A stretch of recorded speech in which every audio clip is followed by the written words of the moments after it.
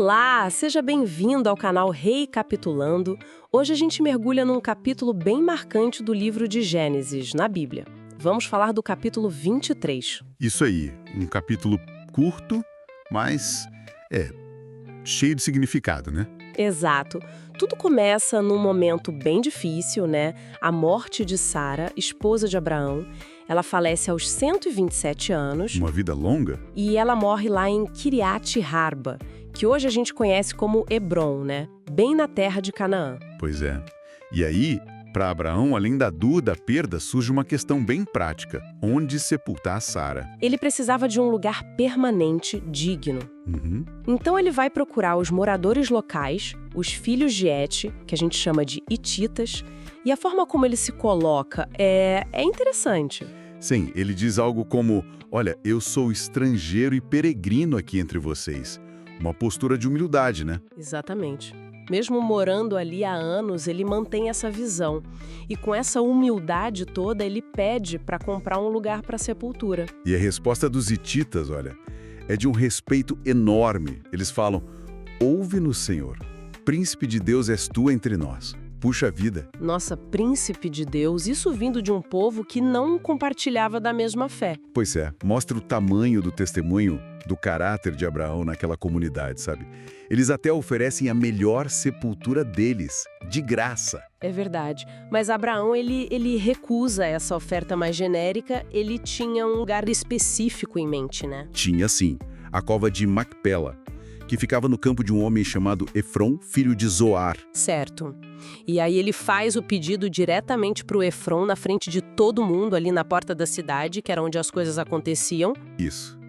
E o Efron, talvez para parecer jedaioso ali publicamente, né? Ele oferece não só a cova, mas o campo inteiro. E de graça. Leva aí, é seu. E é aí que a coisa fica mais interessante ainda. Porque Abraão insiste em pagar. Exatamente. Por que não aceitar um presente, né? Ainda mais oferecido assim, na frente de todos. Mas aí entra a sabedoria de Abraão. Que sabedoria seria essa? Bom, primeiro, pagar o preço justo evitava qualquer problema futuro, sabe? Uma dívida de gratidão, uma obrigação ou até disputa pela terra, depois. Ah, sim, tipo o que aconteceu com o rei de Sodoma, que ele não quis nada pra ninguém dizer que o enriqueceu. Precisamente. Tem uma linha aí. Era para manter a integridade, a independência, não se aproveitar da oferta, mesmo que ela fosse feita de coração. Faz todo sentido. E tem mais, talvez o ponto principal. Ao comprar pelo valor combinado, e não era pouco, eram 400 ciclos de prata, moeda corrente, diz o texto. Um valor considerável para a época, imagino. Sem dúvida. Ao fazer essa transação comercial, assim, pública, registrada, ele estabelecia um direito legal, incontestável. Aquela terra era dele e dos seus descendentes. Entendi. Então foi a primeira propriedade mesmo, oficial de Abraão na Terra Prometida. Exato. Um ato de fé concreto na promessa, mesmo ele se vendo ainda como peregrino ali. Ele fincou uma estaca legal, digamos assim. Que interessante essa perspectiva. E o texto faz questão de detalhar, né, que o campo, a cova, até as árvores, tudo foi confirmado como posse de Abraão, na frente das testemunhas. Tudo certinho, documentado pela presença do povo. Só depois disso, com a questão legal resolvida, é que ele vai e sepulta Sara na cova. Uau! E pensar que tudo isso aconteceu num momento de luto profundo para ele. Pois é. E essa história toda, essa negociação, deixa um legado para a gente, né? Primeiro, a importância de construir boas relações, de ter um bom testemunho, ser chamado de príncipe de Deus por outros povos. É muito forte. Muito. Segundo, a ética nos negócios.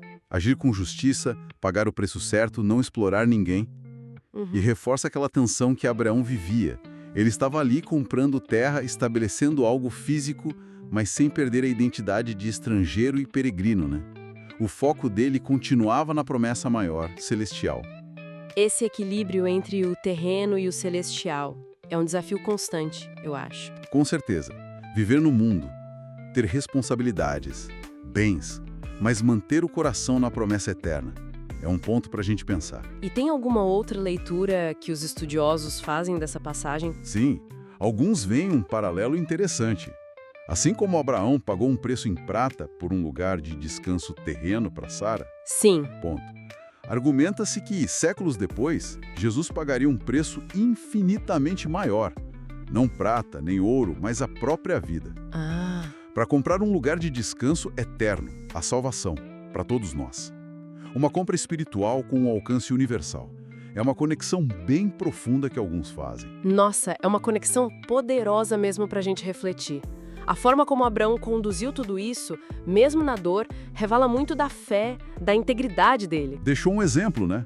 De como agir com retidão, com visão de futuro, mesmo nas situações mais práticas e difíceis da vida. Concreto, legal, na direção da promessa de Deus para ele naquela terra. Fica aí a reflexão, né, se Abraão, se vendo como peregrino, fez tanta questão de assegurar um pedacinho físico da promessa com tanta integridade, como é que a gente lida com o nosso legado, com as promessas na nossa vida, sejam elas terrenas ou espirituais. Bom, por hoje é isso. Até amanhã no próximo capítulo. Até mais!